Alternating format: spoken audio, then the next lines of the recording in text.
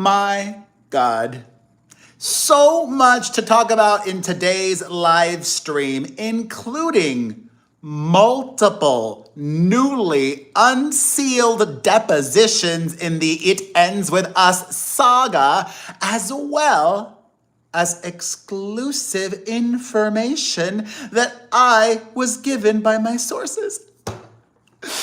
Hello, my fam. It is Perez, the queen of all media, the original influencer, and your number one source for everything. It ends with us, Saga. Oh, it's gonna be so good today. Thank you for joining me. I appreciate you so much. Let's get to it, shall we? Okay. I took my kids yesterday to go see The Lion King here in Las Vegas. And when I got home, holy heck, it was like Christmas. You know, I love everything in this saga, but I especially love when we hear directly from the parties involved, and that does not happen often. However, over the last few weeks, we have gotten twinklings of depositions, and now we've got the deposition chunks of what Melissa Nathan said, Jamie Heath said, Jen Abel, and I don't even know, because after I saw that we had that many depots, I'm like, oh my God, I was gonna do an individual video for each, but I said, I can't. My brain will explode. So it is best to just consolidate and do it all here and now. But before I get into it all, a brief reminder. I go live here on YouTube every weekday at this same exact time, 1 p.m. Eastern, 10 a.m. Pacific. If you can, I know not everybody can, but if you can and want, please sign up to become a member. It would be so appreciated. You get a little badge like Jamie and Kat Jill and who else is a member? Living and Nancy. That lets everybody know that you are a VIP, the ultimate of my fam. Supporting by becoming a member is such a meaningful thing you can do for your favorite creators, especially when YouTube is constantly changing and views are fluctuating. In my case, they continue to spiral down. It's okay. It's okay. Here we are. We put one foot in front of the other and we move forward. I'm gonna, in the chat, give you instructions, if you want, on how you can become a member. Chat live with me. There we go. Let me pin this. Boom, pinned. Not only do you get a little badge and your support is greatly appreciated, but if you become a member, you also get to chat live with me during all of my Hot Topics shows. I'm gonna switch this now to member only mode, but everyone is welcome to watch and everyone is welcome to comment as soon as the live stream is over, okay? You are all truly greatly appreciated. All right, before we get into the depositions, I've got some exclusive tea.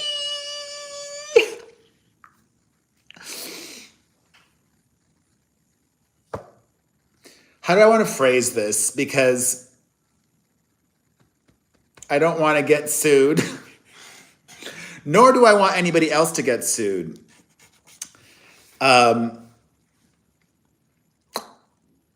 A question that I've had for a while now is,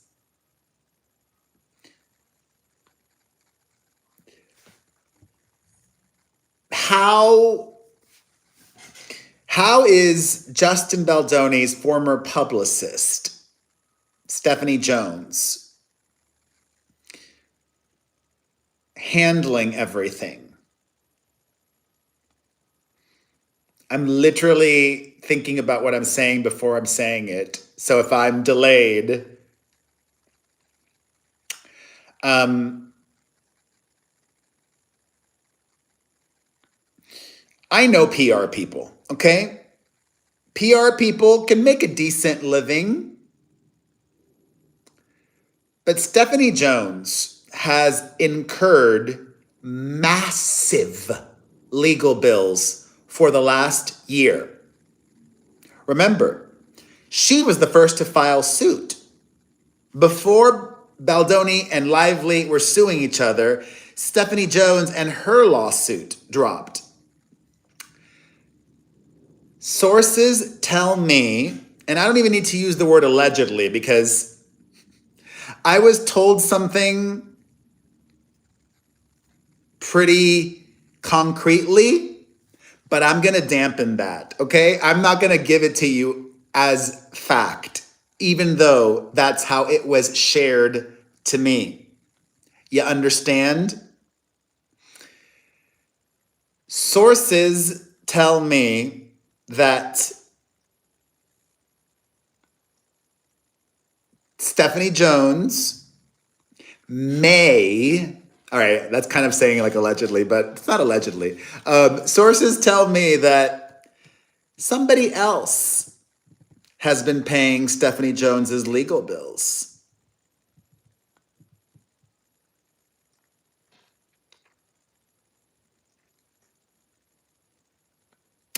That makes so much sense.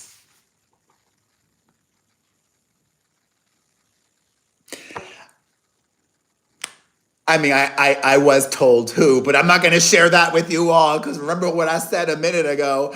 I don't want to get sued. Oh my God. Yeah. And let me tell y'all, my information is legit.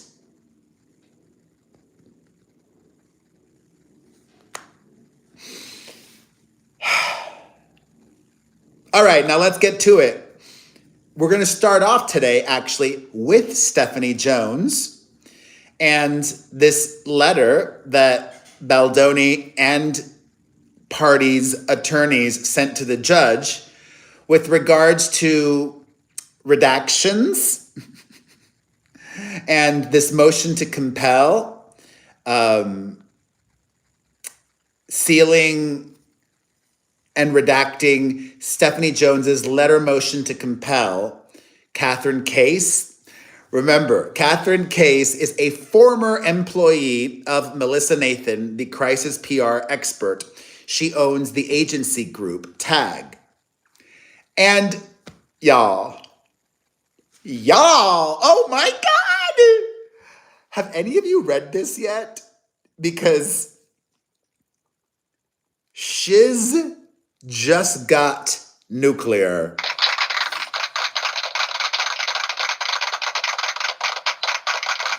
That was the wrong button. There we go. Catherine Case shared information that is explosive. And then afterwards, in her deposition, Melissa Nathan called her former employee a liar. And yes, this is in regards to the Stephanie Jones of it all. Oh, this is so good. Let's get into it. And this is also why I wanted to do this live, because it's just a lot, y'all. My brain was having a meltdown yesterday. So this is a transcript of Melissa Nathan's deposition, which happened September 30th in Los Angeles. So many lawyers present. Crazy. All right. Here we go. I'm going to skip through, is there any reason why the testimony you can't give today, blah, blah, blah. Anyways, let's get to the good stuff. So they were looking at exhibits together. So Melissa Nathan was shown some information about Stephanie Jones, Baldoni's former publicist, who is suing Baldoni for breach of contract and also suing Jen Abel, and they're countersuing, and the drama. So remember, there were those multiple websites and accounts that were defaming Stephanie Jones. But I ask, is it defamation if it's true? Perhaps the things being said about Stephanie Jones by alleged former employees are real, happened.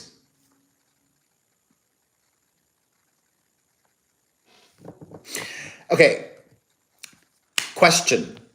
Are you familiar with these things? Melissa Nathan says, yes, from being sent them and knowing about them, reading all the different articles. Yes. Lawyer, Stephanie Jones's lawyer. Is it your testimony that you are only aware of the websites because you were sent them or read publicly available articles about them? It is, said Melissa Nathan. Okay, I'm going to hand you a series of documents. Then they take a bathroom break. They resume back. Stephanie Jones' lawyer, we're going to hand you a series of documents and I'm going to read them out for the record, if you'll just keep them in front of you. Exhibit 54 is a document entitled, Holding Clients Hostage, Stephanie Jones Leaks. I see that, says Melissa Nathan. I think out of all the depositions, Melissa Nathan's is my favorite because she is clearly not here for it. She is spicy. Woo, this is so good. Okay. Exhibit 55 is a document entitled Stephanie Jones Leaks, and that bears the website domain stephaniejoneslies.com. Spicy and salty indeed, Melissa. I see that. I see that, says Melissa Nathan. Exhibit 56 is a document from what appears to be an X account or Twitter account under the name Lying Steph Jones. I see that, says Melissa Nathan. Exhibit 54 is what appears to be a Facebook account with the banner Stephanie Jones Leaks. I see that, says Melissa Nathan. And Exhibit 58 is a Pinterest account with the banner Stephanie Jones Leaks. I see that. I see that, says Melissa Nathan. You guys, hit the like button because today's live is going to be epic. I am in a mood and share this also. If any of you have Reddit accounts, share it on Reddit, share it on X, share it on your IG story, share it on your YouTube community tab. Let's get this to 5,000 people watching my live. And if you want to join the chat, I've pinned here info on how you can join the chat. I know it's members only mode, but I appreciate every single one of you watching. Okay, I see that. And Stephanie Jones' lawyer continues. And you have seen each of these documents in Exhibit 54 through 58 before. Isn't that correct? I have seen this one. Which one is that? This is the Holding Clients Hostage, says Melissa Nathan. That's Exhibit 54. I have seen 54. Is 55 from 54? 55 is different. It is another website, stephaniejoneslies.com. I mean, I don't know if they're the same thing for me. I have not seen this before.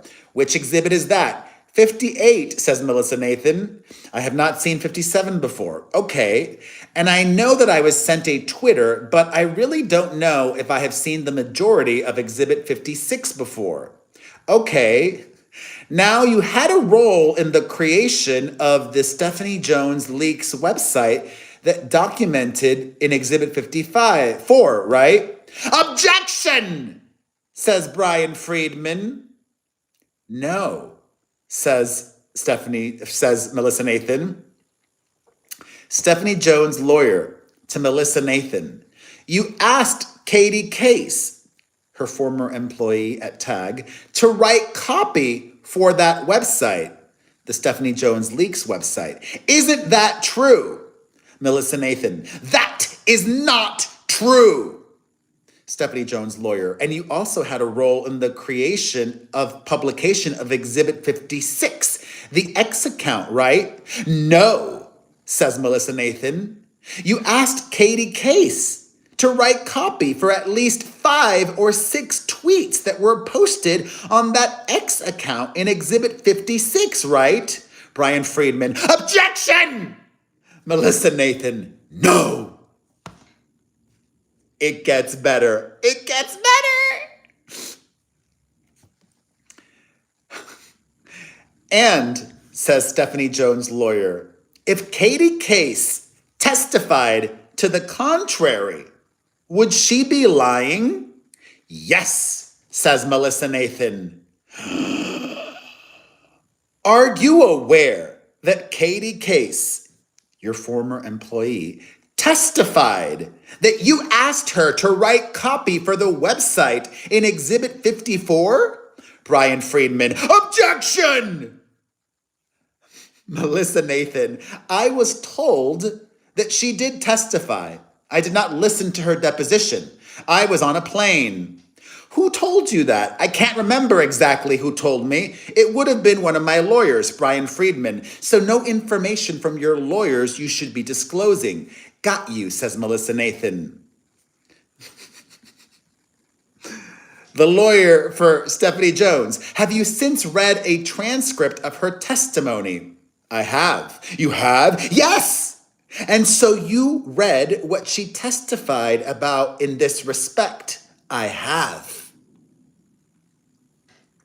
So, you're aware that she testified that you communicated to her to write copy for the website in Exhibit 54, including specific language that Stephanie holds clients hostage, that she leaks clients' secrets, and that she treats her employees poorly, amongst others. Are you aware that she testified that?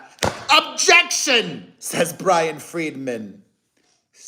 Melissa Nathan, I read her testimony.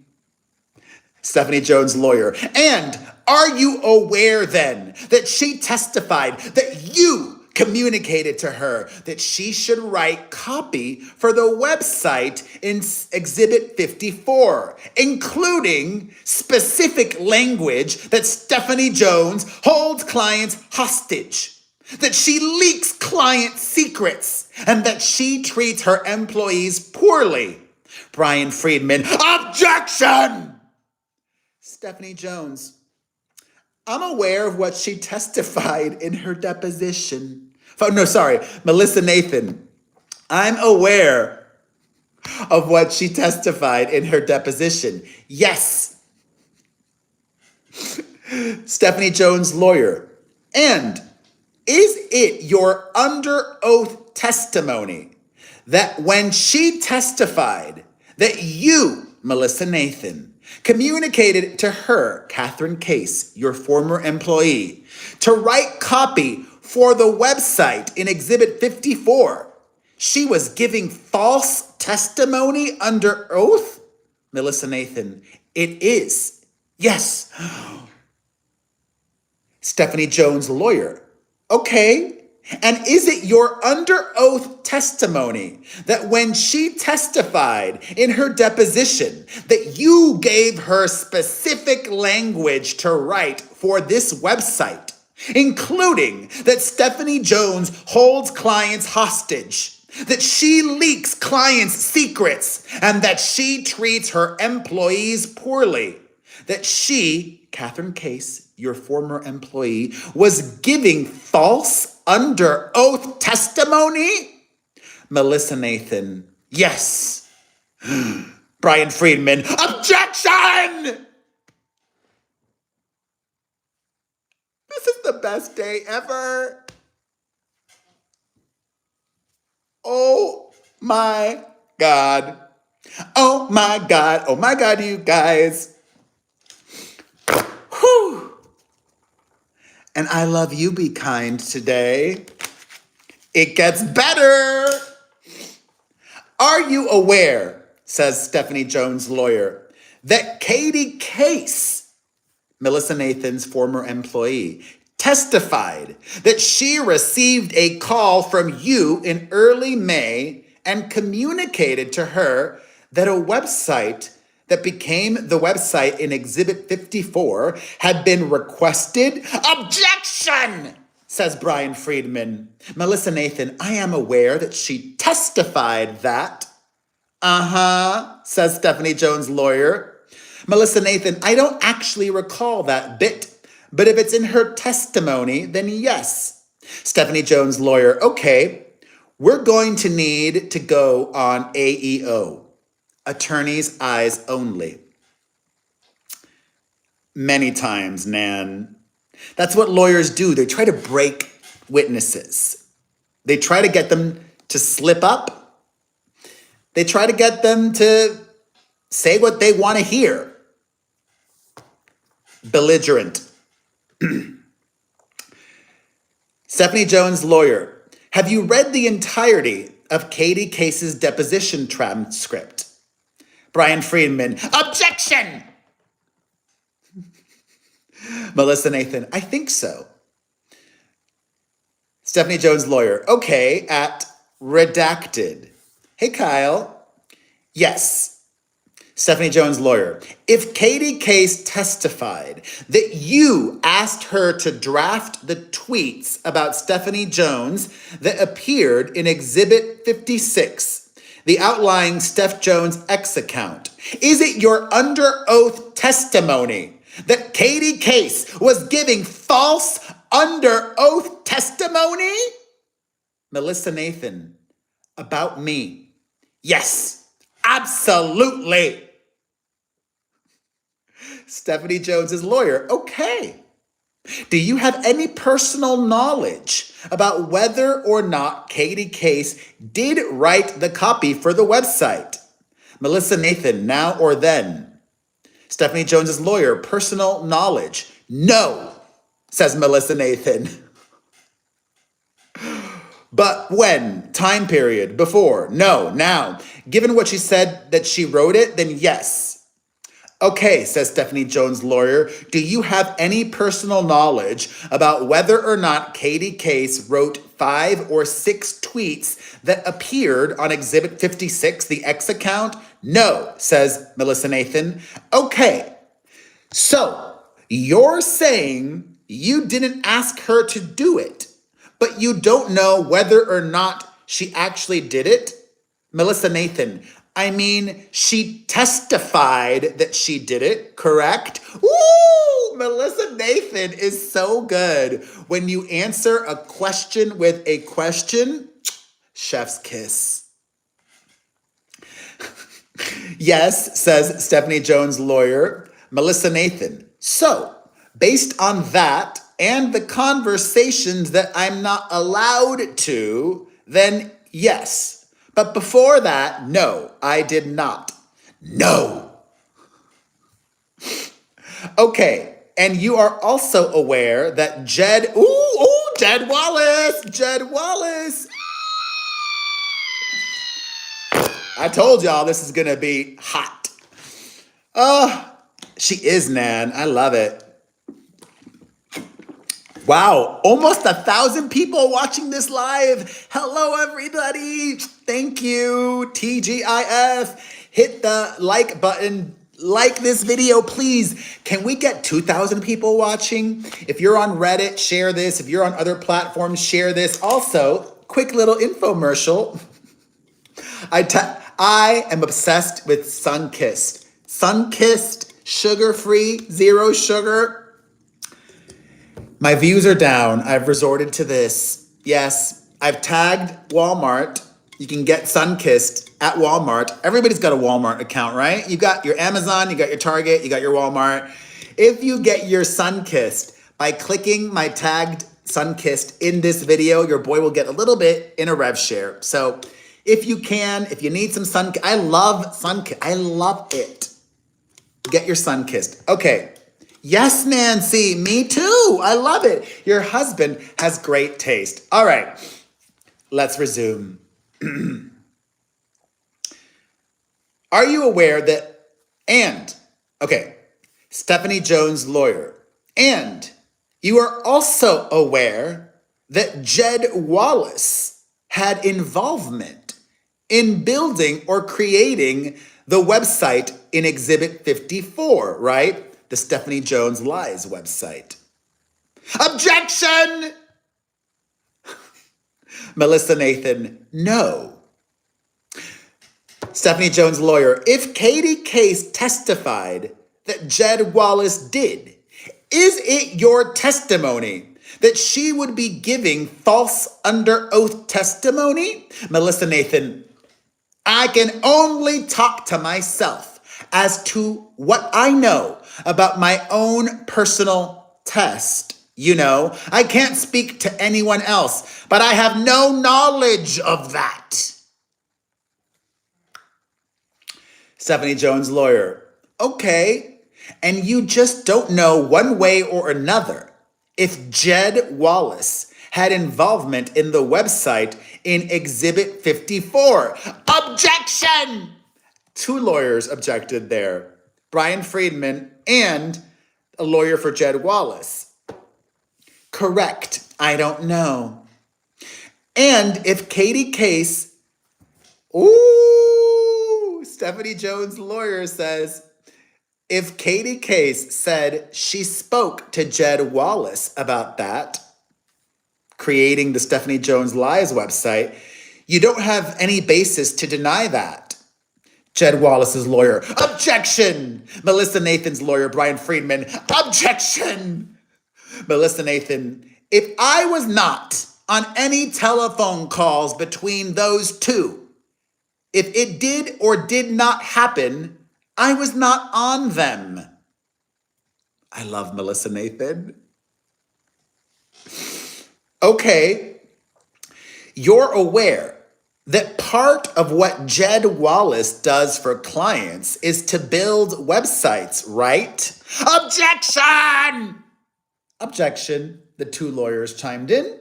Melissa Nathan, that is not to my knowledge. He builds websites. Stephanie Jones' lawyer, say it in the language that you would prefer. Objection! Says Brian Friedman. Okay.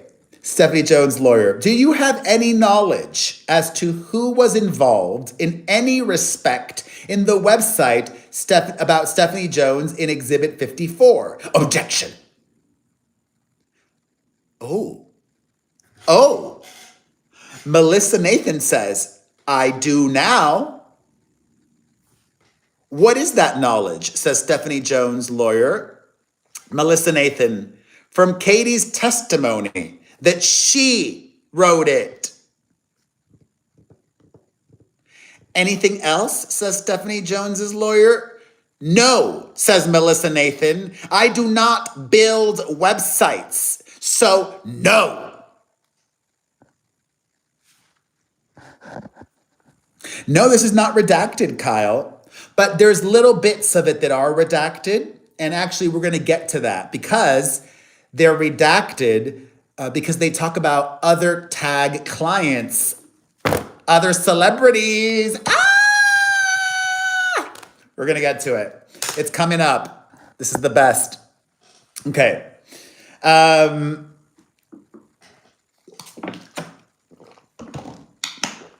have you ever been involved in a matter where a website was built?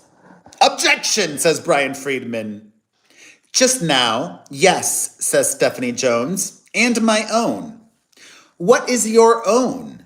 Says Stephanie Jones' lawyer.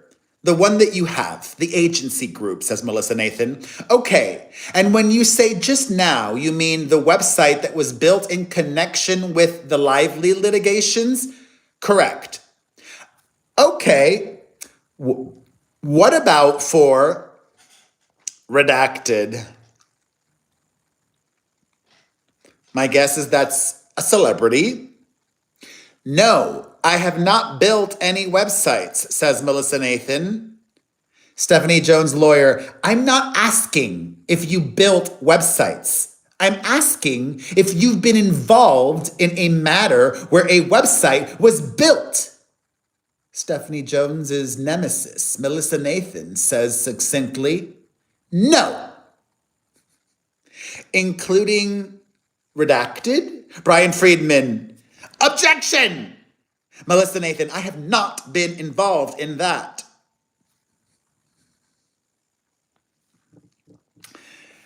Stephanie Jones' lawyer, are you saying you were not involved in building the website?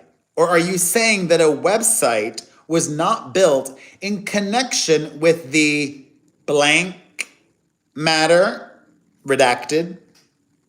Could you rephrase the question? Sure. I don't know. I don't want to get caught up in the meaning of the word built a website. So I'm trying to broaden the question in terms of your involvement in any capacity. Your involvement in any capacity in a matter where a website was built. In any matter at all, says Melissa Nathan. Yes. I already testified yes to that, said Melissa Nathan. Which ones? Melissa Nathan, the one in connection with the Lively. Uh-huh. My own. Uh-huh. Melissa Nathan, and there could have been one previously for clients that please show me, I maybe, but that's what I've been involved with.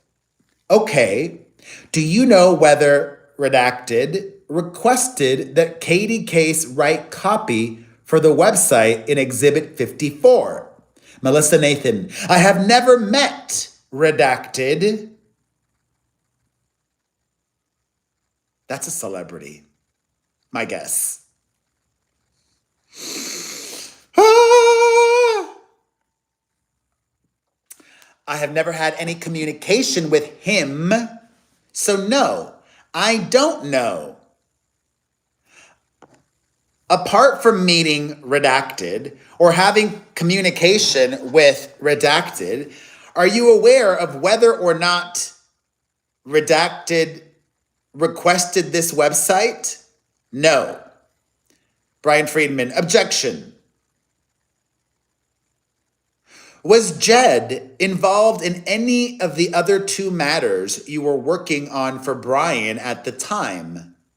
Melissa Nathan, I can't recall.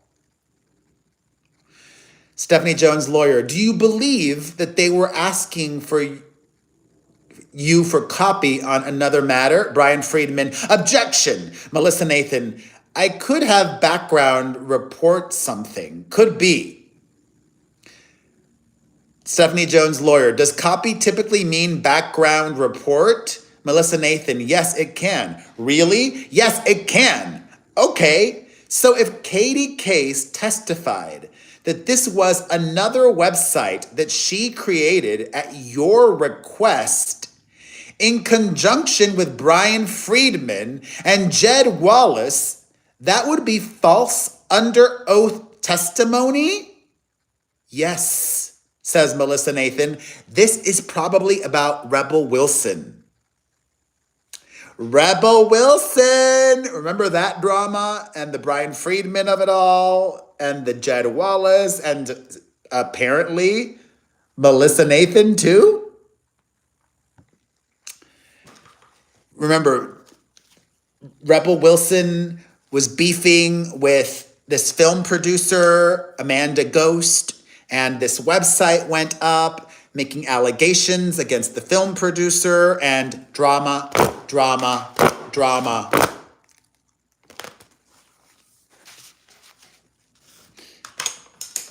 I agree, Nan. I love Melissa Nathan.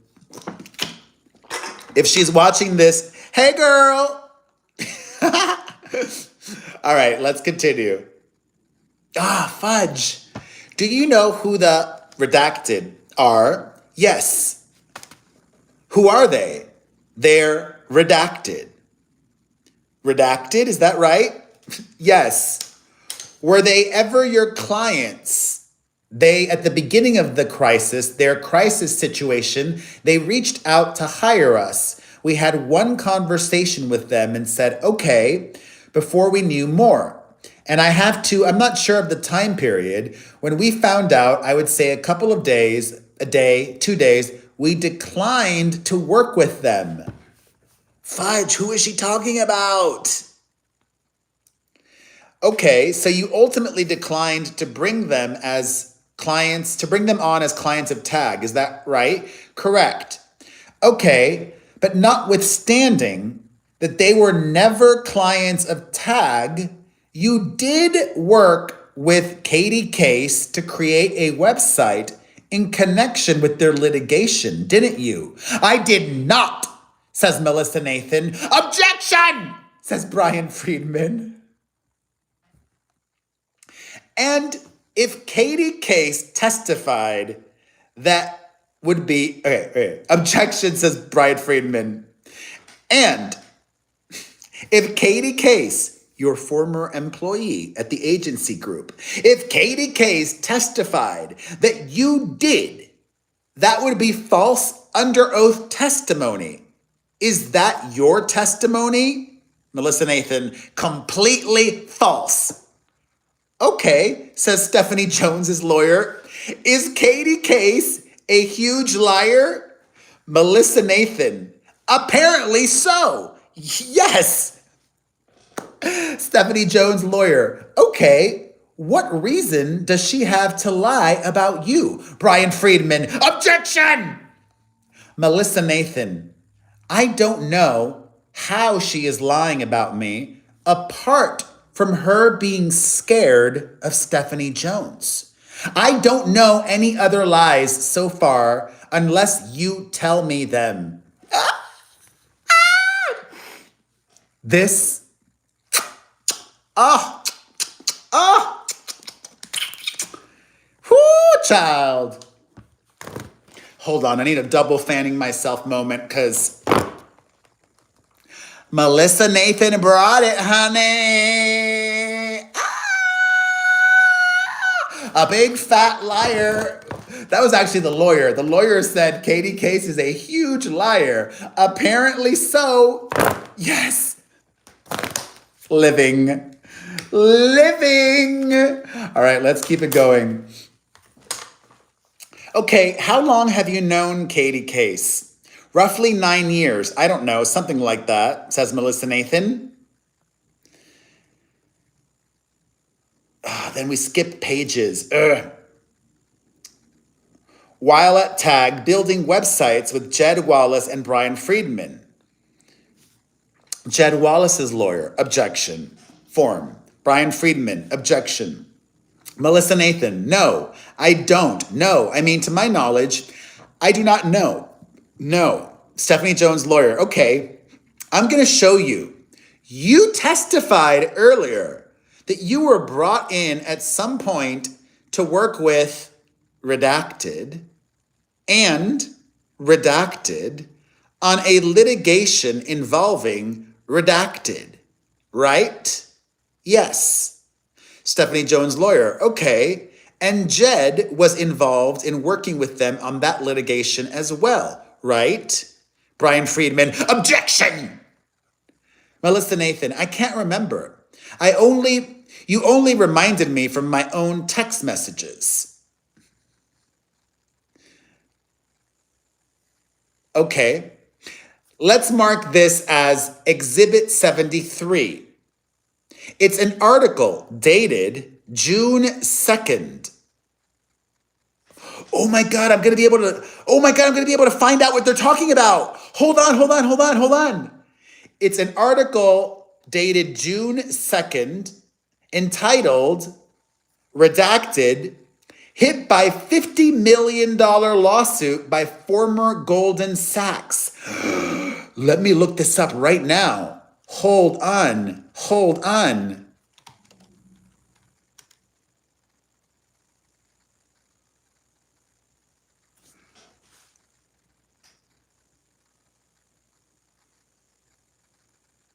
Wait, that's from 2021 though.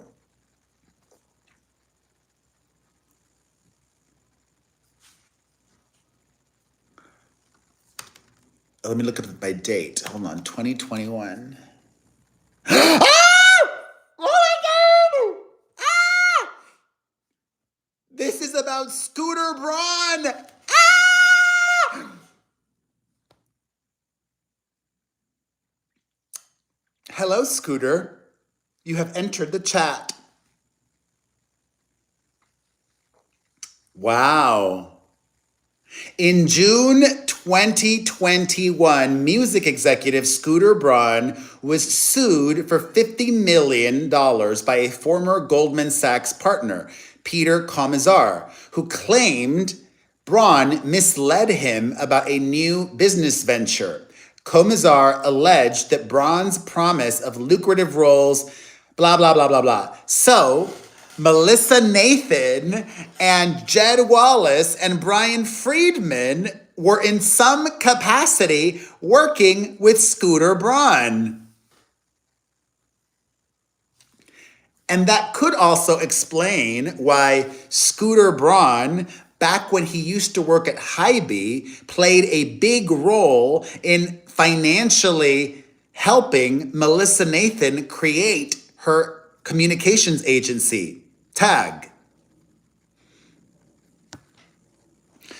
Whew, this is one of my favorite videos ever. Y'all, we've still got more. Like this, hit the like button. Join me in the chat if you can. Become a member. Seriously, Joa. Wow. I am so glad I looked this up. Ah! Oh, my God. Can you imagine if some of the lawyers are watching me right now? Hey, Ezra. It's not Ezra. They're too busy. But like the entry-level lawyers are watching right now. You know they are. I know they are. Oops.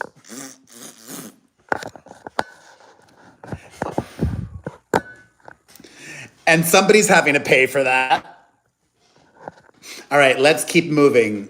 That was it. Ah! Oh! That's it. This is... You guys, I'm glad I did this as a live. We still got Jen Abel's deposition to get to and Jamie Heath, but I'm so glad I did this as a live and not a regular video because honestly, learning that little Scooter Braun nugget in real time and seeing you watch my live reaction, it brought me joy. All right. So, because I have OCD, I'm going through everything in the order that it was filed. So, up next, we have more asking the court to seal documents. This is from Wayfarer.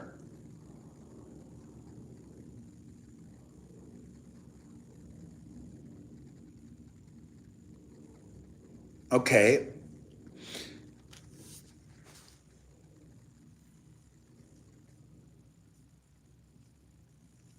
Oh God, I don't know if I want to. Let's put a pin on this one. I'll get back to this. Okay.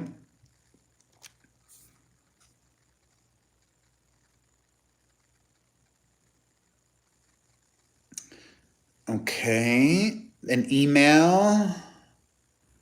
God, it's annoying when I'm not sure what emails we've seen before or not, because a lot of these look familiar.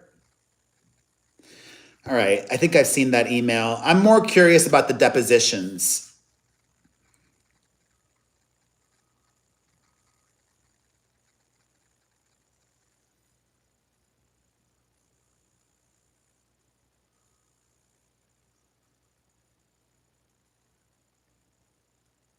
Okay. Here we go. Okay. The deposition, we previously have gotten deposition excerpts from Jamie Heath.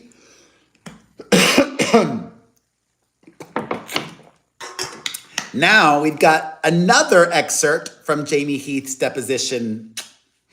Okay.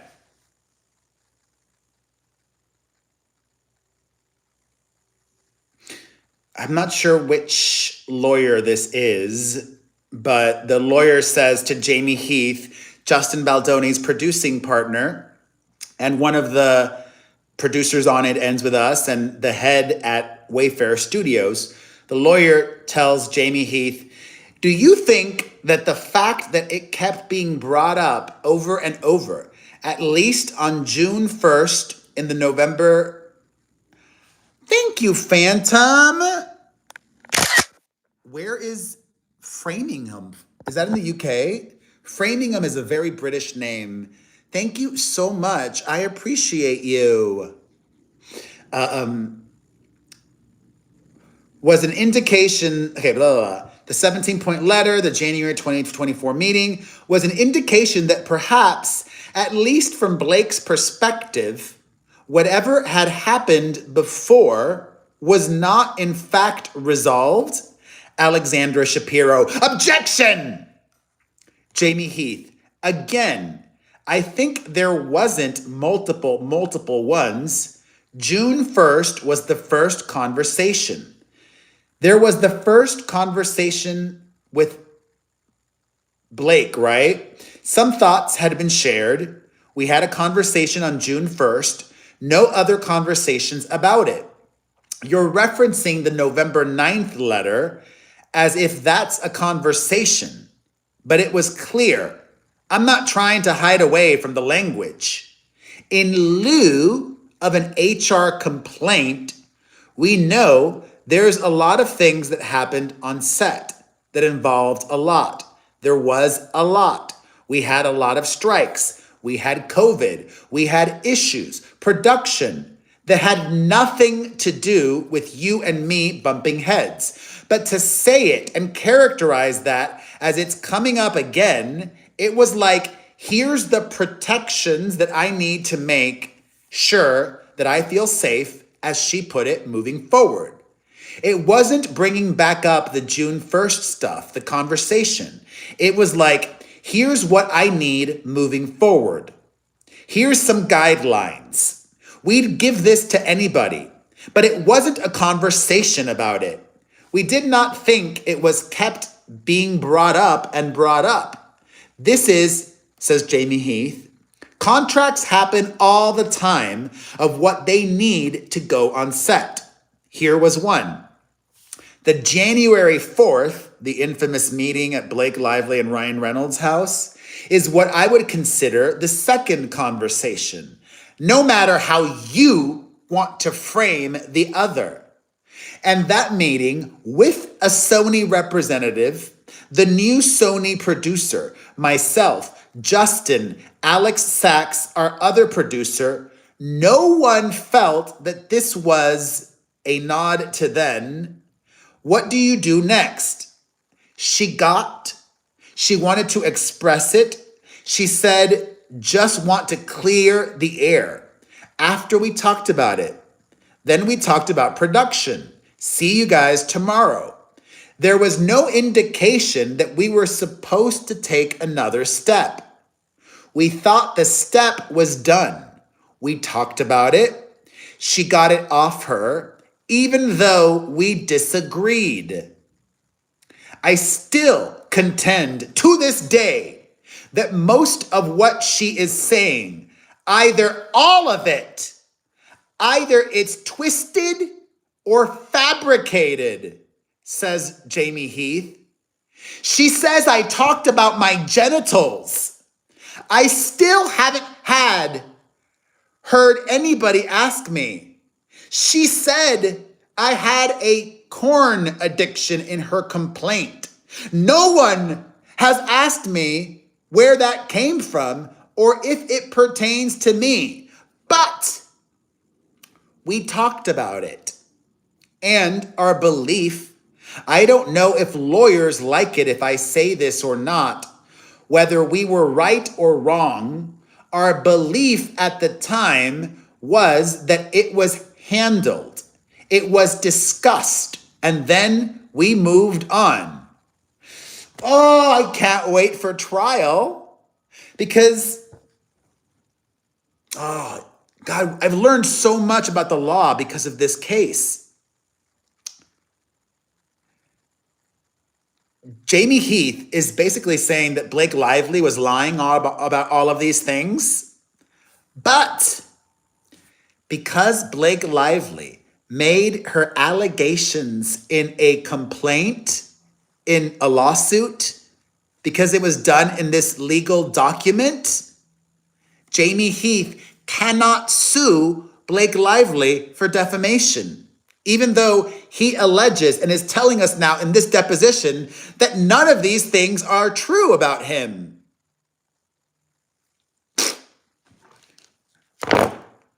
Wow, 1,100 people watching. Everybody double tap. Thank you, thank you, thank you.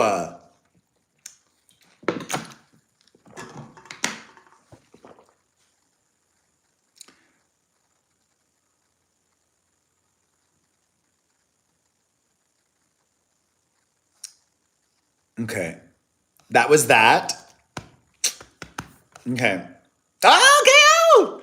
This is the best day. Now we get more from Jamie Heath's deposition. I agree, Jill. All right. A separate exhibit with a different part of Jamie Heath's depo. Oh my God. Talking again about the infamous meeting at Blake Lively and Ryan Reynolds' penthouse. Lawyer, and you've given me a full scope of your memory about what was discussed in that 5 or 6 hours. Alexandra Shapiro, Jamie Heath's lawyer. Objection! Okay, we've seen this one before. A lot of it was Ryan belittling Justin. Okay, for 5 or 6 hours, a lot of it was. Okay, this we've seen before. We don't need to go over this. And if you haven't seen before, you should be watching all of my videos so you don't miss anything. Okay. Now we get to, oh my God, fingers crossed we haven't seen this before. Justin Baldoni deposition. Hopefully okay, I think we've seen this one before. Yes, we've seen this one before. All of the cast had unfollowed me. This was included in the motion for summary judgment. We talked about this before. Thank you, Veronica. By this point, Miss Lively had requested that my name be removed, so I had my A Film By credit removed. Remember, we went over this all in that epic live after the motion for summary judgment? Okay. This one, we've got a text.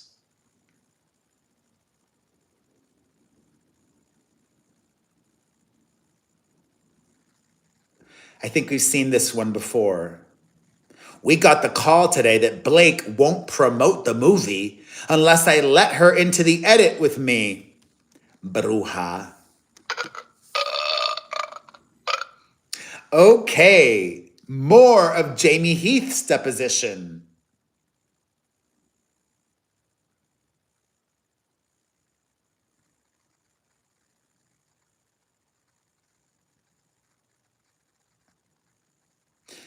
Ooh, I don't think we've seen this before. Okay. Jamie Heath says,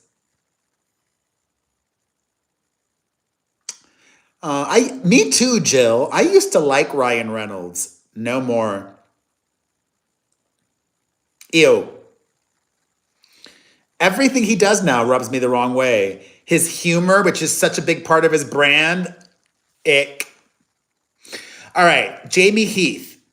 Danny then called me after the call with Patrick. He may have been on the call, and actually, we're talking about Ryan Reynolds now.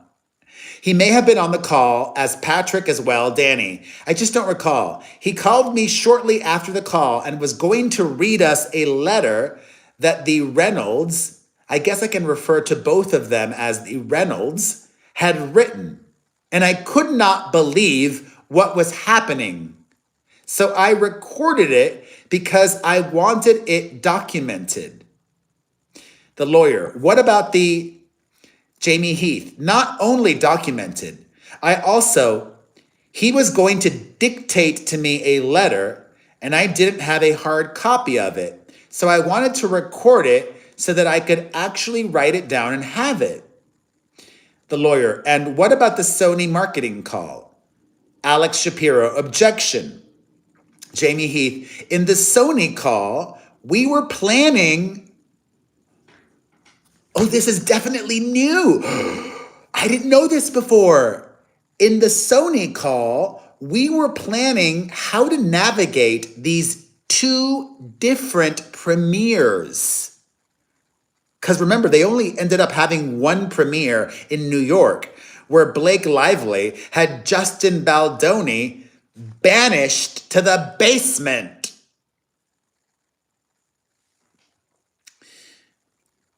How it was going to look. And we had, from what I believed, a really good relationship with Sony.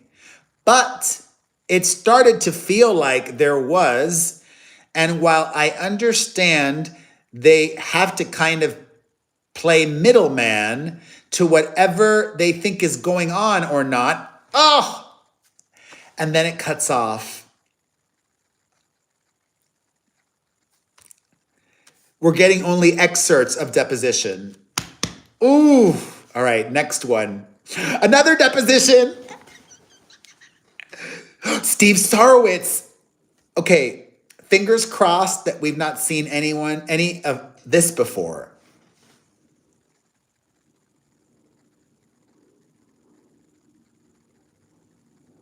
Okay, they're talking about the premiere. I don't think we've seen this one before. Have we? Okay. It picks up from here. Steve Sarowitz. Excuse me. There had also been some rumors that they were attacking the Baha'i faith. There is probably a lot more, but that's a good start. Steve Sarowitz, as you know, is one of the co-founders of Wayfarer Studios, a billionaire whom my sources tell me has been paying for all of Baldoni and Crew's legal bills because they're spending millions a month on attorney's fees.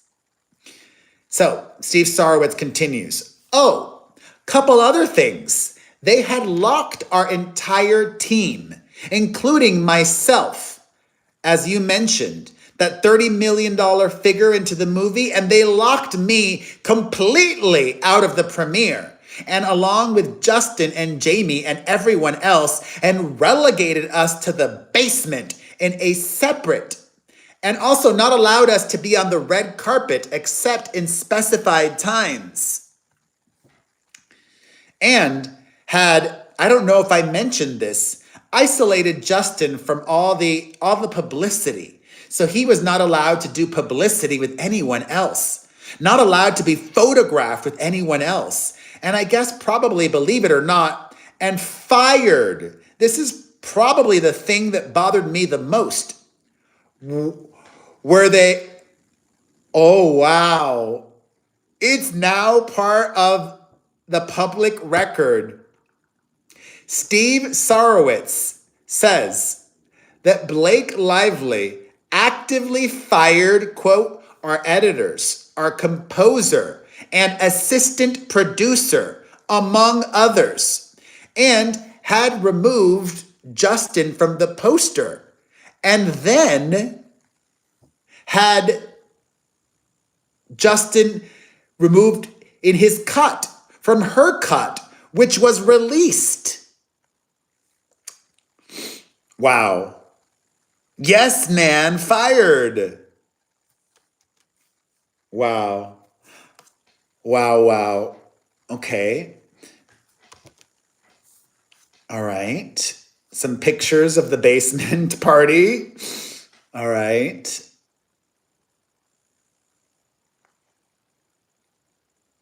Some negative press that Blake Lively got. Okay.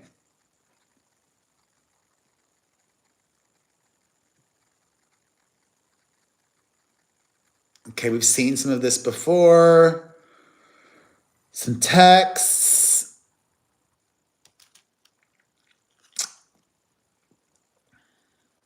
Scenario planning, we've seen that.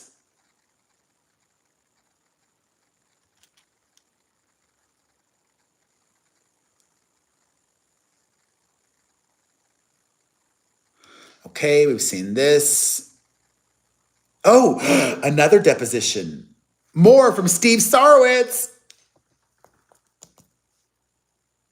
I love it. Please like, and if anybody is thirsty, I've tagged some Sunkissed in this video. Make sure to get some from my video. If you like Sunkissed and need some, your boy will get a little bit of the rev share. Okay.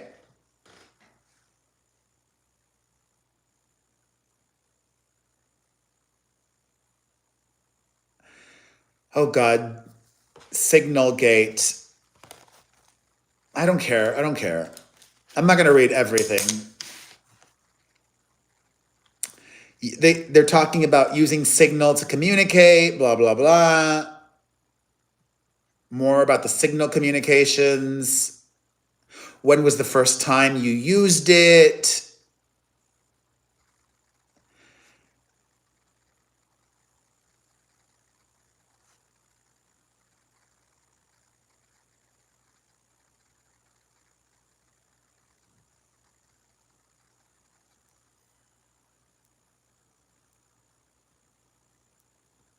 Okay, we can skip that one.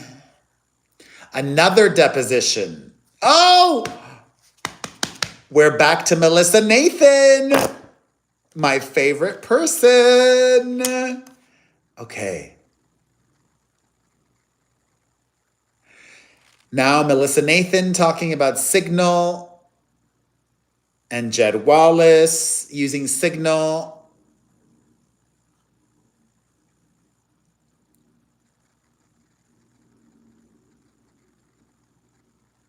Asking if they've used Telegram. No. Okay. Let's keep it moving. Here we go. I told you we were covering everybody today. Now we're hearing from Jen Abel and an excerpt of her deposition. Okay. Hopefully it's not anything boring. All right. God, they had to do multiple days of deposition? Wow.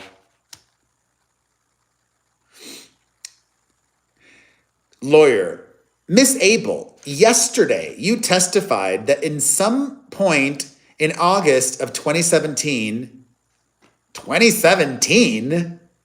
you were added to a Signal chain. Is that right? Okay, the lawyer effed up. He meant 2024. Okay. Oh God, I was excited to hear from Jen Abel, but I don't care about Signalgate.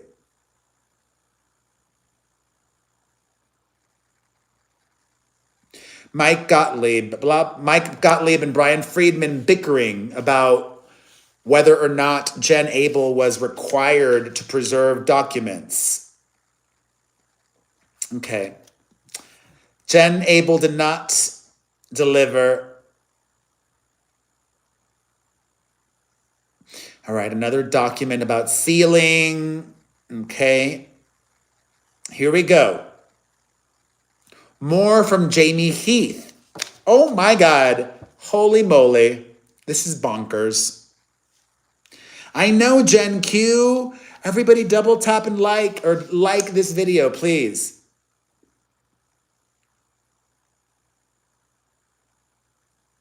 Okay, I think I've seen this before. Or no, I haven't seen this before. Okay, they're talking about Stephanie Jones now. This is Jamie Heath.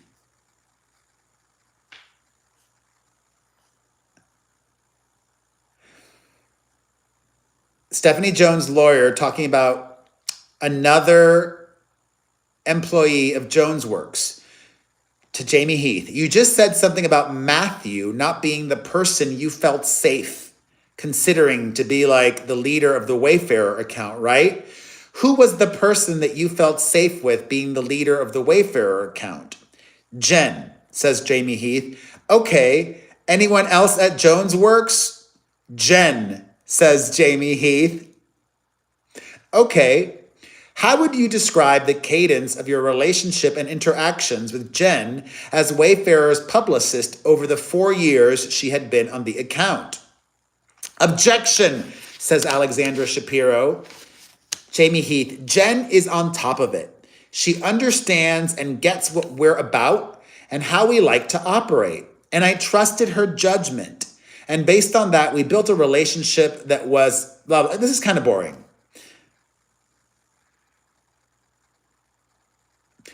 But not this. Did you feel like you had that close relationship of trust on a professional level with anyone else other than Jen at Jones Works? Jamie Heath, I didn't have distrust with anybody, but Jen was our point person.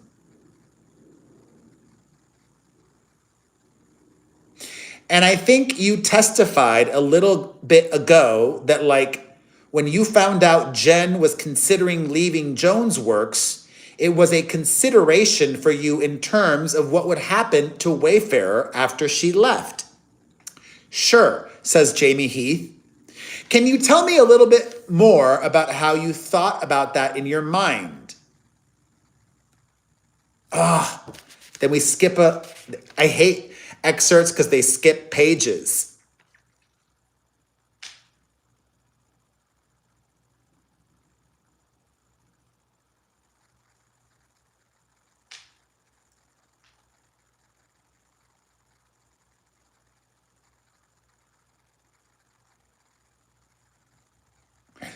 Now they talk about why they fired Stephanie Jones. Stephanie Jones' lawyer. Why did you make that decision? Jamie Heath. I think I expressed it before, so I will just give you the short version. Thank you. I had come to the conclusion that I had lost faith. I don't like saying I had lost faith in what I believed Stephanie could provide, and Jones Works felt like, thank you so much, a place that we've been for some years, and changes happen. And also, our point person, who I trusted with my kids, going back to the babysitter analogy, I just trusted her. And here she's going somewhere else. And this happens all the time with agencies and managers. You have a relationship with Miss Shaw, not the law firm you are at.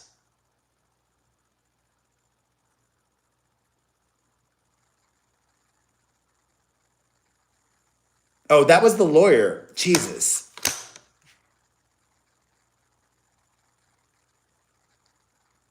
All right, that ended. Okay. Let's see here. Another deposition. This one from Jen Abel.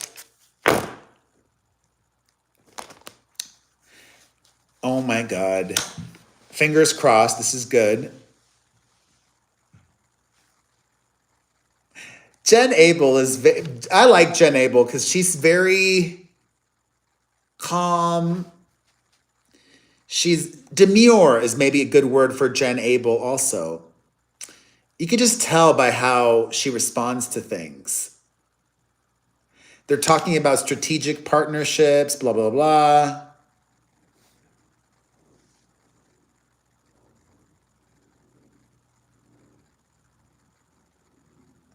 They're talking about her launching her own PR company. All right, more of the deposition of Jen Abel in a separate exhibit.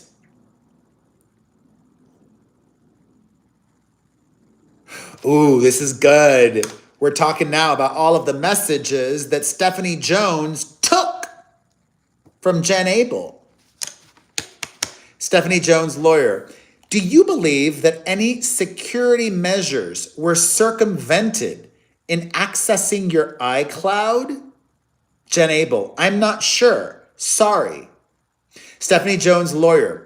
In your counterclaims, you assert or allege that you were ordered to provide your passcode to your company iPhone. Who ordered you to provide your passcode? Jen Abel. Gordon Duren, Stephanie's chief of staff. Stephanie Jones, lawyer. What did he say? After I clarified to both him and the lawyer who was present that if I were to leave, that they would release the number back to me if I were to go directly to Verizon, which would then render the cell phone inactive. I had specified to the lawyer who was there that it was also my personal phone.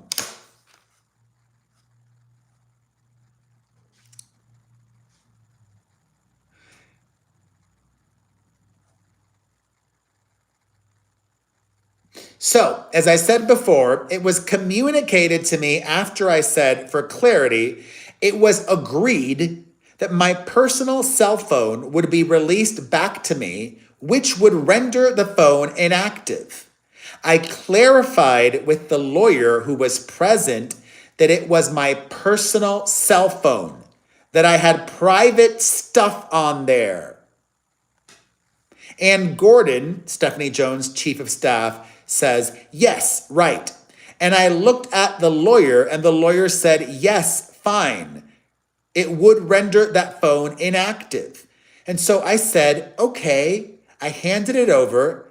And as I was walking out, Gordon says, we need your passcode. What would happen if you didn't provide your passcode? Brian Friedman, objection! Stephanie Jones, I don't know. It was my assumption in the context of that conversation that they needed the passcode in order to release the phone back to me. You provided your password, correct? Yes. You didn't ask, oh, can I not give you my passcode? I don't want to give my passcode. Anything like that? Objection. Jen Abel, I wasn't given a choice. Okay.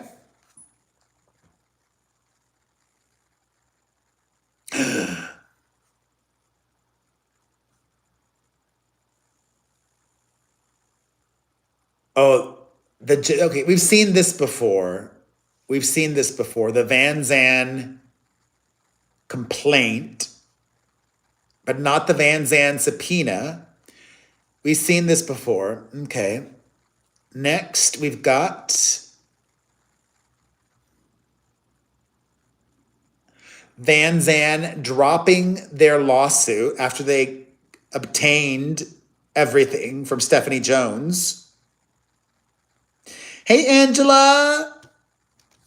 Okay. Next, we've seen this before. Oh, more from Jamie Heath's deposition.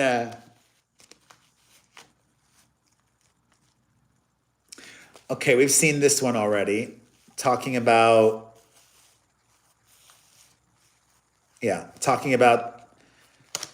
when Jamie Heath went to her trailer.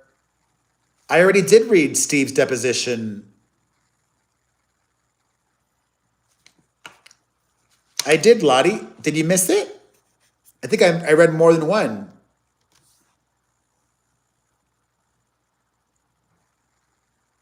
Okay, more from Jen Abel.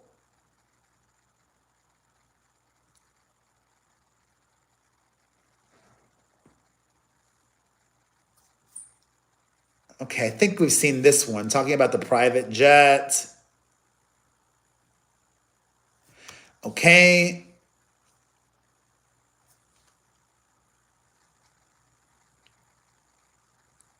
Okay, we've seen this text exchange before. All right, now more from Jamie Heath's deposition. We've seen this one already. We went over this one today.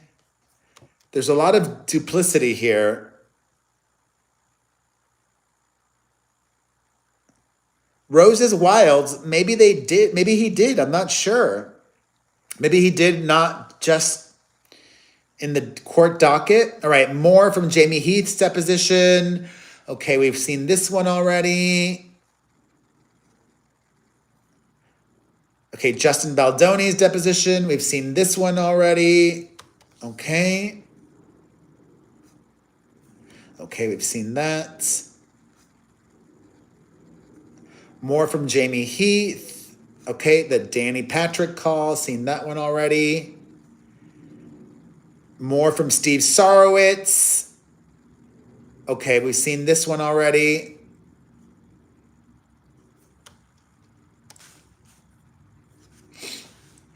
Okay, the basement pictures, we've seen that. I already did Lottie of Wales. I did that earlier. Rewind.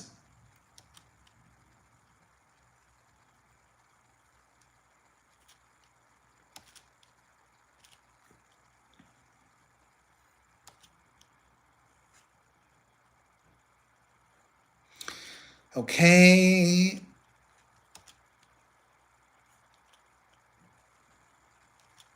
All right, we've seen this. All right. More from Steve Sarowitz's deposition. Hopefully we've not seen this before. Yeah, we've seen this one talking about Signal, blah, blah, boring. Okay. More from Jen Abel's deposition.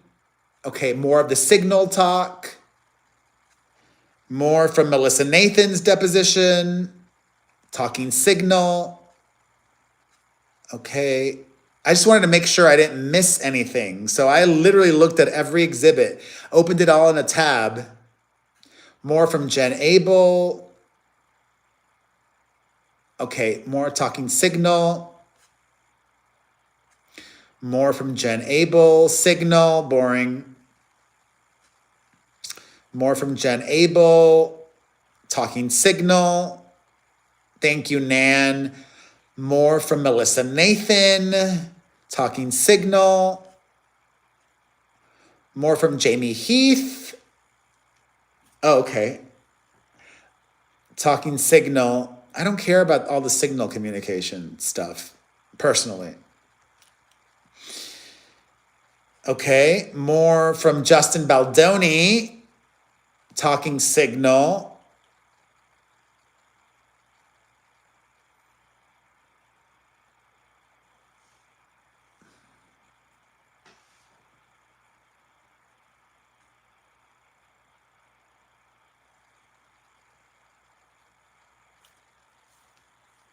This I don't think I've seen before, actually.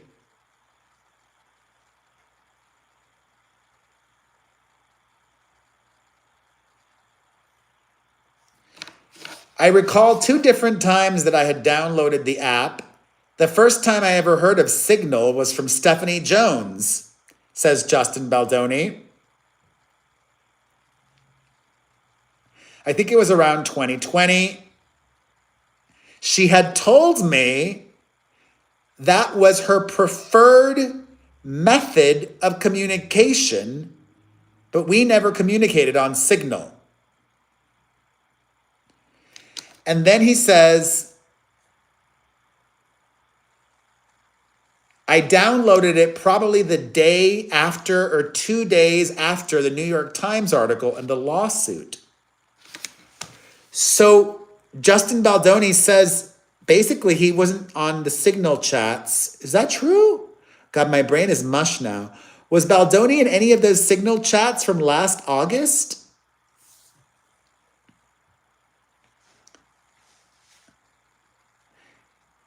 He says, I believe it was a group decision to move all of our chats to Signal.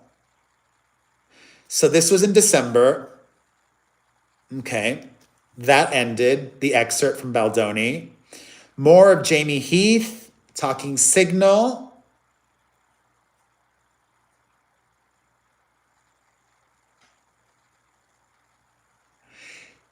Lawyer, did you communicate with Mr. Baldoni on Signal in August of 2024? Jamie Heath, I don't know. Okay, so that's consistent with Baldoni saying he didn't download Signal until December of 2024. All right. More from Melissa Nathan's deposition.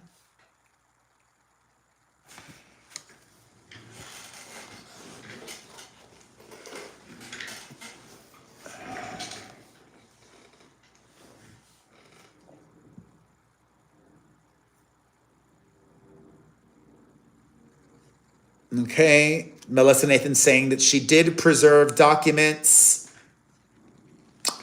Okay. More from Jamie Heath's deposition.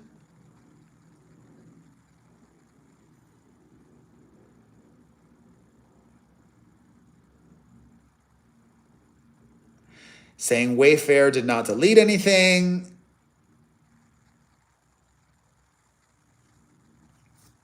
Okay.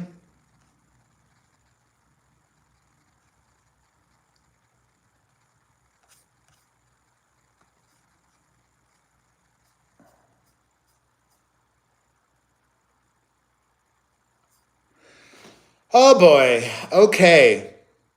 Holy hell, this might be the most insane live ever. I think I'm just going to read, just so we're all fully caught up, I think I'm just going to read the introductions because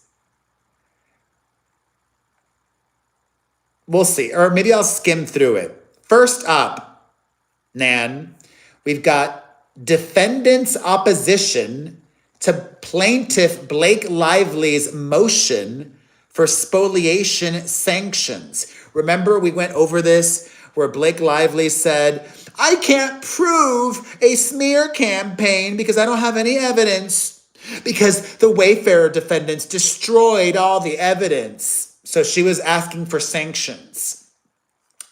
So let's just look at the intro, not the whole thing. Introduction. Plaintiff Blake Lively's sanctions motion should be denied. Lively seeks the most severe sanctions available under Rule 37E, including an adverse inference that an August 2024 crisis management strategy was not only planned but executed, and a preclusion order barring defendants from presenting any evidence refuting Lively's claim that they executed on the plan to manipulate the internet to defame Lively and derail her career, for which she is now seeking, okay, I'm so glad I read this, a mere $300 million in damages. Oh, the irony. Is that, no, that's sarcasm. Sarcasm, right? Lively's showing falls woefully short of the harsh standard for sanctions under Rule 37E2, or even the lesser sanctions available under Rule 37E1. Boiled down to its essence, the motion asserts that some defendants may have used Signal to discuss topics relevant to this litigation prior to the December 20th, 2024 filing of Lively's complaint without disabling the auto delete feature. Lively assumes and asks the court to assume that all 8 defendants deleted messages that might have further shown that defendants executed on a crisis management strategy that turned the internet against Lively in August 2024. At the time the film It Ends With Us was released. The mere assumption that some or all defendants may have deleted relevant evidence, even intentionally, is not enough to justify sanctions that would devastate the defense of 8 defendants. The motion's first flaw is that Lively seeks blanket sanctions against all defendants without distinction. Rule 37E sanctions are personal and cannot be awarded against a group of 8 without proof that each independently spoliated evidence. Lively fails to show that any message evidencing the implementation of a smear campaign was deleted by a particular defendant, or even that all defendants used Signal to communicate about Lively prior to the filing of her complaint.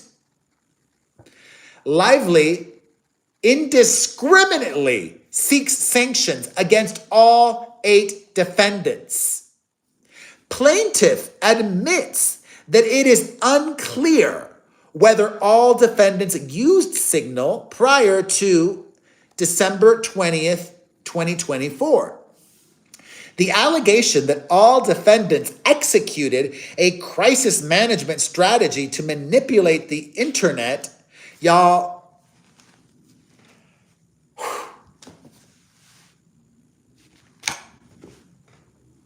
my brain is having a hiccup. I'm going to have a turkey jerky stick. Or actually, let me make a quick protein shake because it's 11:27 a.m. and all I've had is black coffee today since I woke up.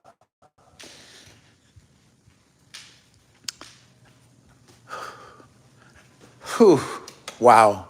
And there's still another important filing to get to. Oh my God.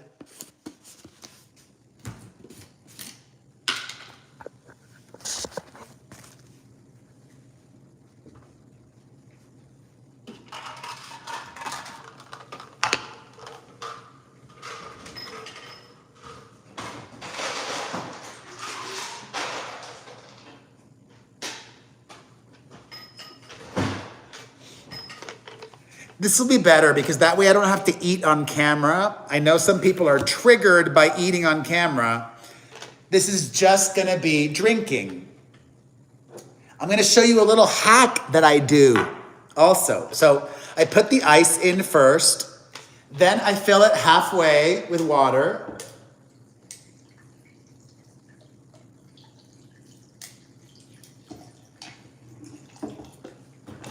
I shared this protein with you all the other day. I love Select.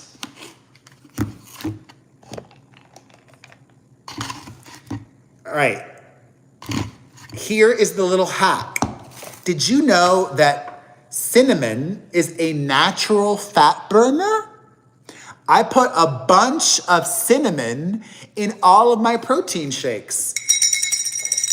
And yeah, it changes the flavor profile a little bit, but Lottie, thank you. But I want a natural fat burner. Thank you, Lottie. Okay. I also put cinnamon in my coffee too, Kyle. Yes, indeed.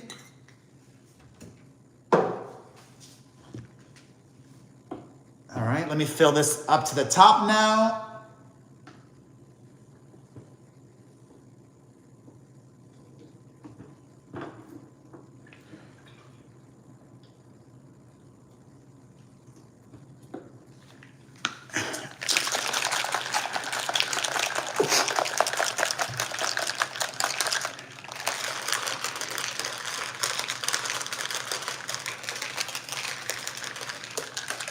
I do it like this every time, even when there's not a camera on.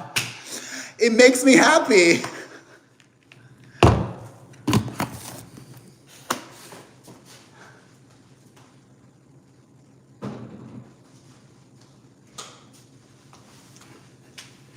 Okay. Whew.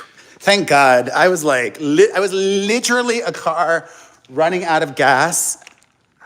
And now I am stoked because I'm about to have some fuel. Hallelujah. Hallelujah. Hallelujah.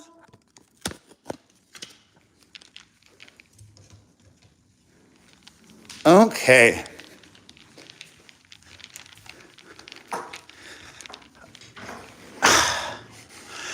Holy hell. I think this live is longer already than the one from the motion for summary judgment.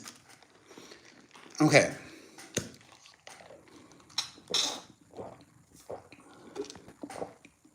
Oh, sorry for the gulping.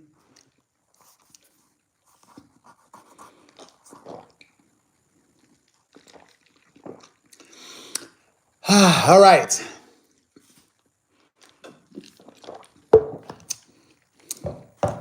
I need everybody to like this video.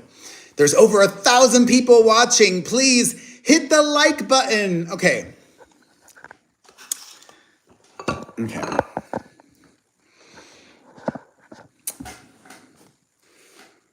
So, the allegation that all defendants executed a crisis management strategy to manipulate the internet, Lively refers to this as the digital campaign, is based solely on the supposition that negative publicity about Lively went viral in August 2024, and thus defendants must have been the cause.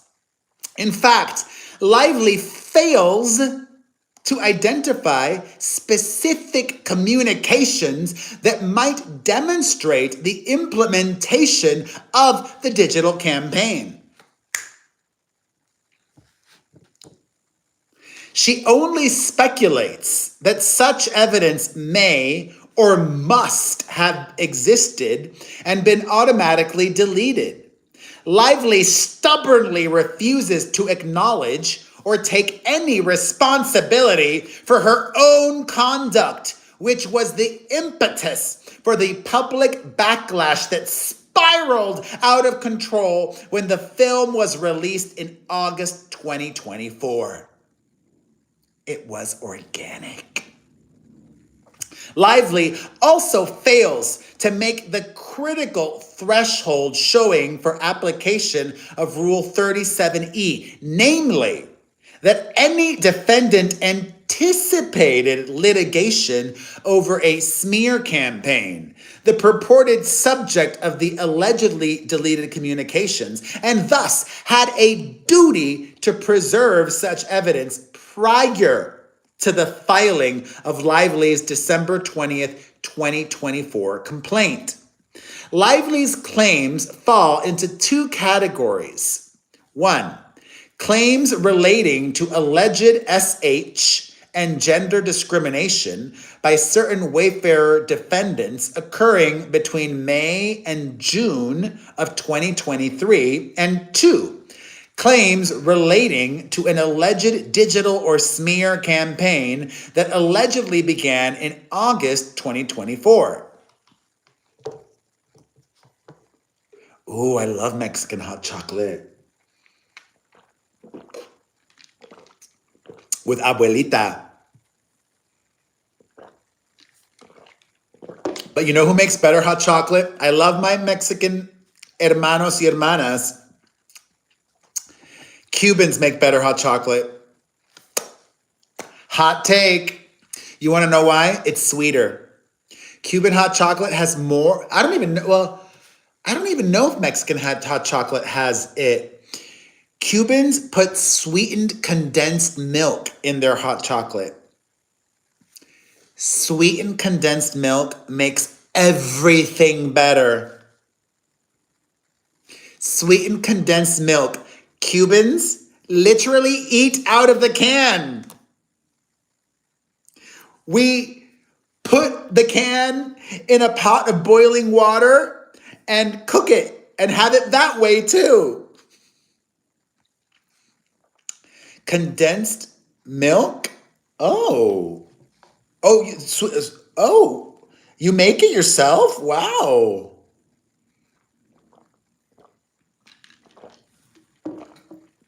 All right, let's keep it going. The signal messages that are the subject of plaintiff's motion relate to the digital or smear campaign allegedly conceived in August 2024, not Lively's SH claims, which arose between May and June 2023. Plaintiff does not even attempt to show that any party contemplated litigation over a public relations strategy or digital campaign when unspecified signal messages allegedly were deleted by any defendant. Plaintiff merely points to a November 9th, 2023 demand letter relating to the objections she raised in 2023 and defendant's discovery response, which confirmed that in November 2023, they anticipated litigation in connection with the shooting of the film in May and June 2023.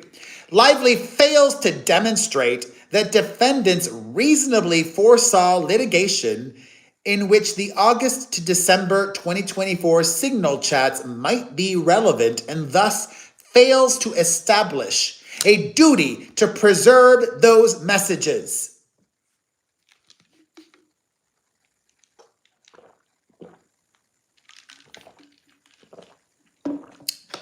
Lively next fails to show prejudice caused by the acts of any defendant, meaning that she was harmed by not preserving these signal chats.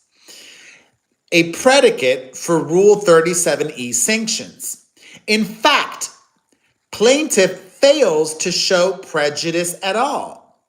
Lively contends that severe prejudice is obvious because deleted signal messages may have further shown defendants' execution of the digital campaign, thereby impairing Ms. Lively's ability to fully prosecute her claims and rebut the defense that the Wallace defendants decided after being retained that no proactive digital campaign work was required given organic online sentiment.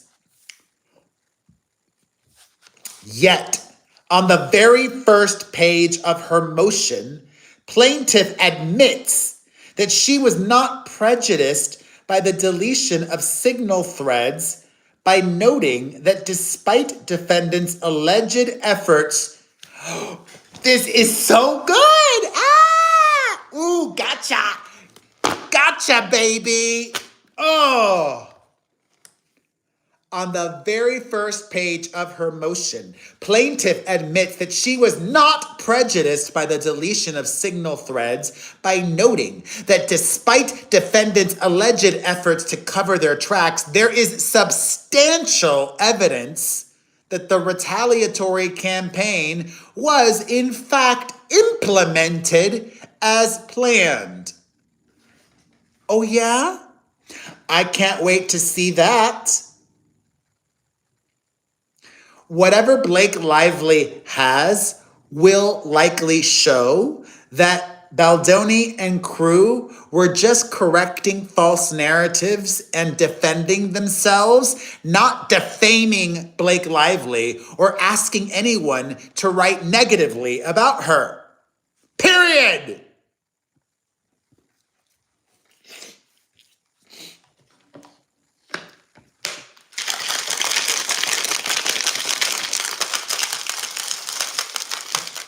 Whenever I do my shake and whenever I wash dishes, I always make the funniest face. My kids always make fun of me whenever I do my shake or wash dishes. I get so intense when I'm washing dishes. All right, let's continue. Lively has also produced multiple expert reports which rely on the evidence she provided to opine, albeit erroneously, on the execution of the digital campaign. Since she admittedly has substantial evidence that the digital campaign was implemented, Lively cannot establish prejudice from the purported denial of further evidence, which may be subject to exclusion as cumulative. Absent a showing of prejudice, meaning that she was hurt, plaintiff is not entitled to sanctions under Rule 37E. Remember, this that I'm reading now is Wayfarer's response to Lively's motion for spoliation sanctions.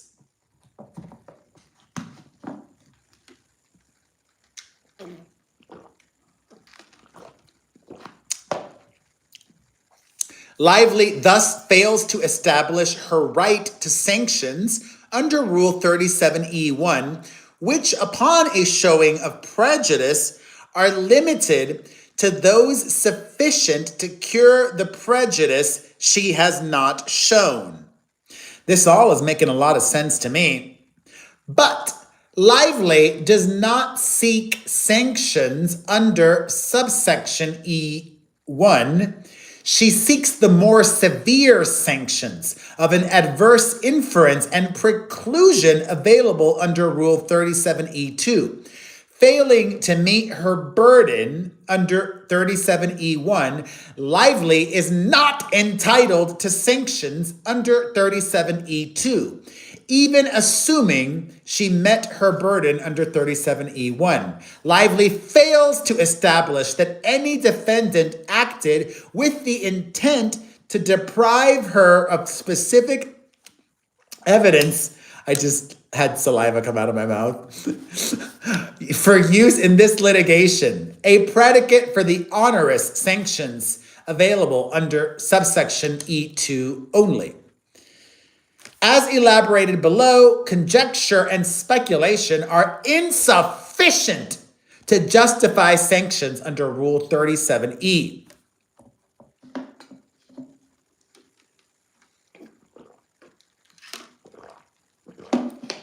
Much less the severe sanctions of any adverse inference and presumption that damaging evidence existed and was deleted. In fact, this is only one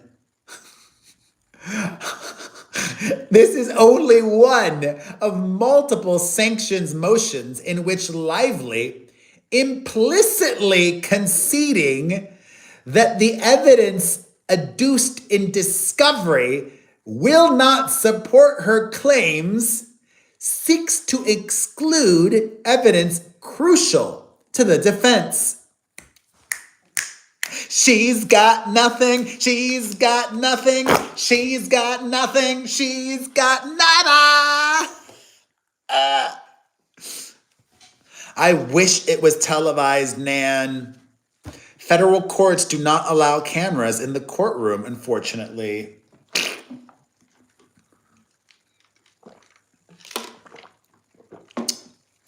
Crippling the defense of 8 defendants to avoid having to prove claims with admissible evidence is not a proper purpose of Rule 37E.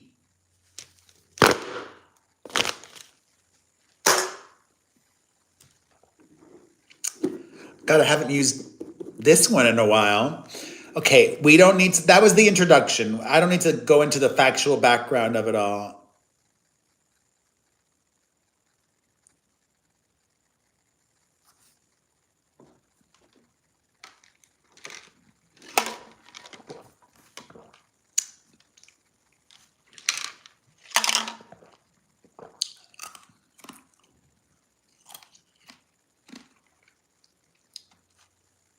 but I'm reading it very quickly.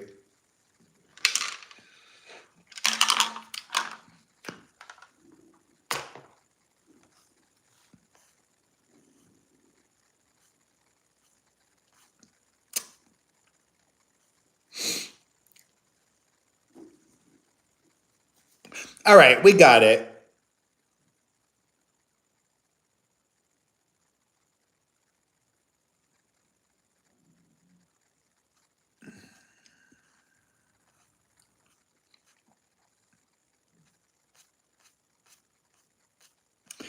There's one more very important thing to get to today.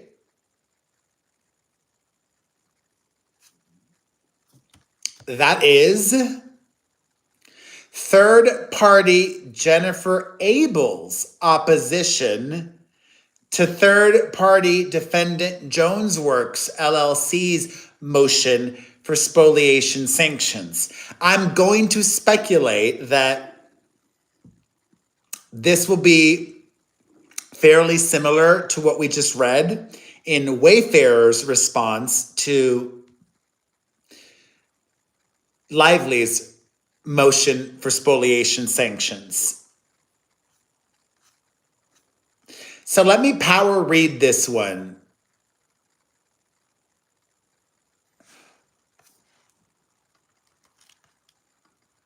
Wait, did it start off the same way? Hold on. No. No, okay, it's different. Wait, this is even better. So this is Jen Abel's response to Stephanie Jones's spoliation sanctions motion. This is good.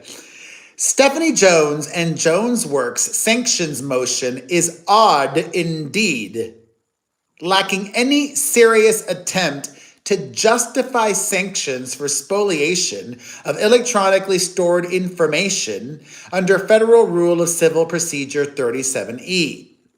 Jones falls short of meeting even the threshold requirement for application of Rule 37E, namely that at the time signal messages were allegedly deleted, and since November 2023, Jennifer Abel anticipated litigation concerning her August 2024 public relations activities on behalf of her clients, Wayfarer Studios. But you know what's so funny? In her motion for summary judgment, remember this? Jen Abel said, Stephanie Jones needs to indemnify me for all of this. Remember? I'm just surprised that the Stephanie Jones lawsuit has not been tossed out already. And I think it will. I mean, I think the Wayfarer Lively one might also at summary judgment, but I'm not sure. But I actually think Jen Abel has a much stronger case in having the judge toss this before it even goes to court.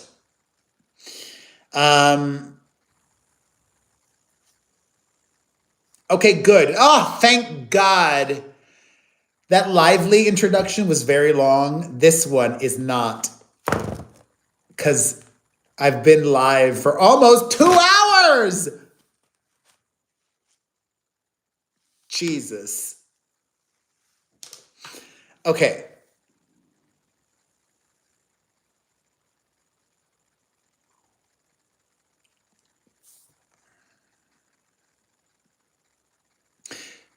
Jones merely cites evidence that Abel anticipated litigation against Justin Baldoni, Jamie Heath, Steve Sarowitz, Wayfarer Studios LLC, and It Ends With Us Movie LLC, relating to Blake Lively's allegations that she was uncomfortable on the set of the film It Ends With Us, which occurred over a year earlier, between May and June 2023.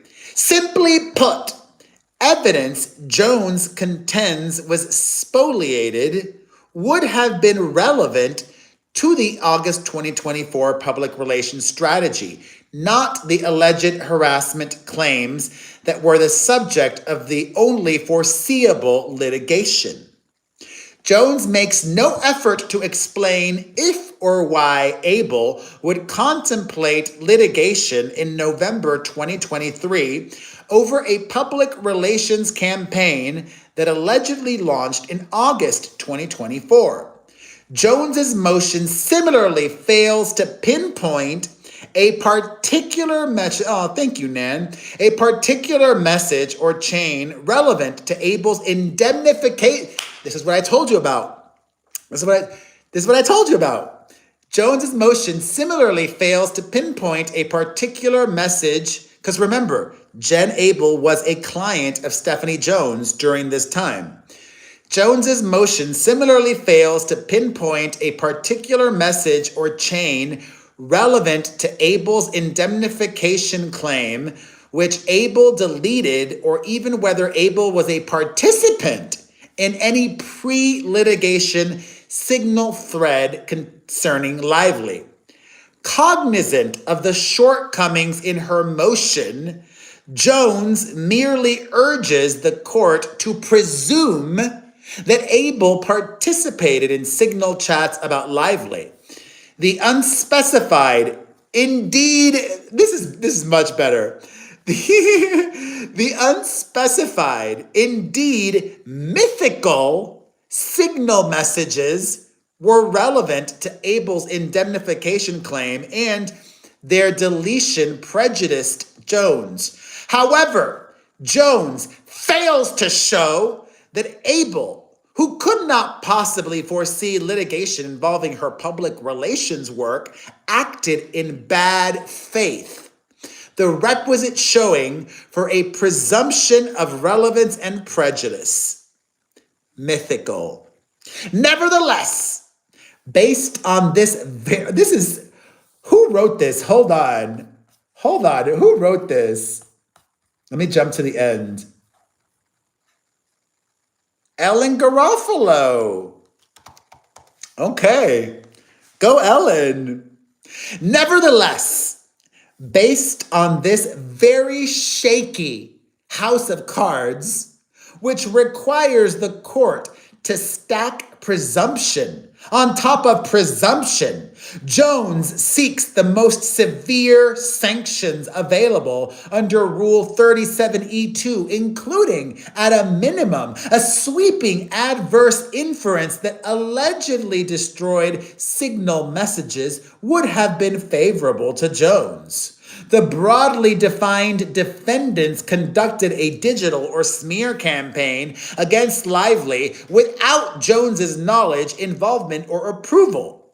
Abel participated in that campaign for her own personal benefit outside the course and scope of her employment with Jones, and Abel acted with the intent to deprive Jones of relevant information. Jones also, those are all of Stephanie's allegations.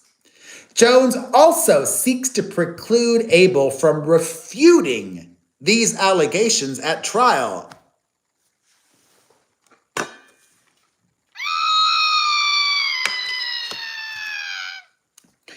The exceedingly broad adverse inference and preclusion order sought by Jones would be the death knell for Abel's indemnification claim. As elaborated below, Jones falls woefully short of meeting the harsh standard for sanctions under Rule 37E2, or even the lesser sanctions available under Rule 37E1, and thus her motion should be denied.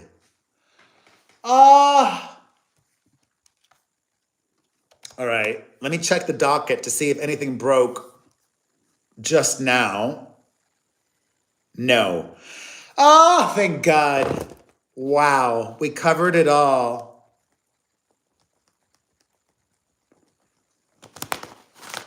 Whew.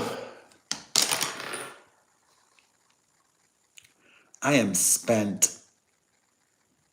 I have no faith either, Roses. Wow. Thank you all for watching. I will be back on Monday at our normal time, 1 p.m. Eastern, 10 a.m. Pacific. If you watched until the end, did anybody watch from the beginning until the end? Wow. If you watched until the end, say marathon in the comments section, because this was a marathon. Holy heck, you all watched until the end? Marathon. Say marathon in the comments section. I will see you guys Monday. Have a wonderful weekend, everybody. Bye.